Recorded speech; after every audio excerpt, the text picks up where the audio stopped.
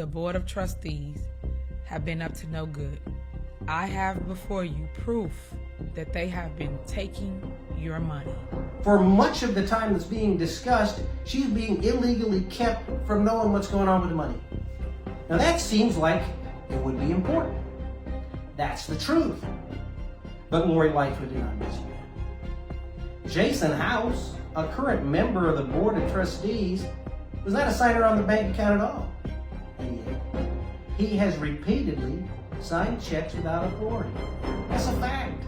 It's documented. He's spending thousands and thousands of the village's dollars without authority from the bank. He's committing bank fraud. He's committing check fraud. She's proved it in documents. There's matters pending in court. He's been told to stop doing it, and he still does it again and again. An email that was sent from the bank. You may or may not be aware, but over the last few weeks, the Board of Trustees of the village have sent documents requesting that the signers to the accounts for the village of Dalton be adjusted. It will not be honored because it is not fully executed and is missing the signature of the mayor. So my signature is missing, guys. Just make sure you understand what's going on. Please ask the trustees to stop contacting the bank with requests and changes to the account. The constant improper demand is running up legal expenses that will be paid by the village, and also is creating too much operational risk for the bank. It could be that they will tell the village to find another depository bank given the constant disruption and improper demand. Constant disruption and improper demands. They're constantly calling the bank. They're constantly begging them to change this, add this signer, remove this person. This next documentation, which you ain't gonna believe, on February 11th of 2025 this year, they did a wire transfer of $100,000. Do you hear me?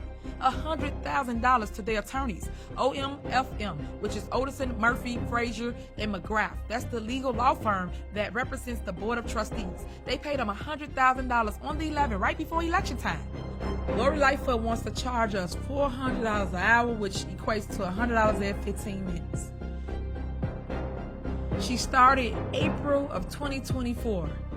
Dalton residents, I'm gonna break it down for you. Lightfoot cost taxpayers, just say for 10 months, at $400 an hour, at 40 hours a week. For 1 month, it equated to $64,000. So $64,000 times 10 months cost the residents of Dalton $640,000. Are y'all listening? $640,000 for Lori Lightfoot political theater in the village of Dalton. Dalton residents, you have been hoodwinked, bamboozled, led astray, run amok, and deceived by your trustees, all for a political play. This letter is from Delgado Law Firm, who represent the village of Dalton. So the trustees completely lack the authority to appoint Lori Lightfoot as additional legislative counsel for any reason, including to perform an investigation. Please be advised that should the trustees approve Lori Lightfoot's appointment, the mayor will not be approving any payments to Lori Lightfoot because her appointment violates the law.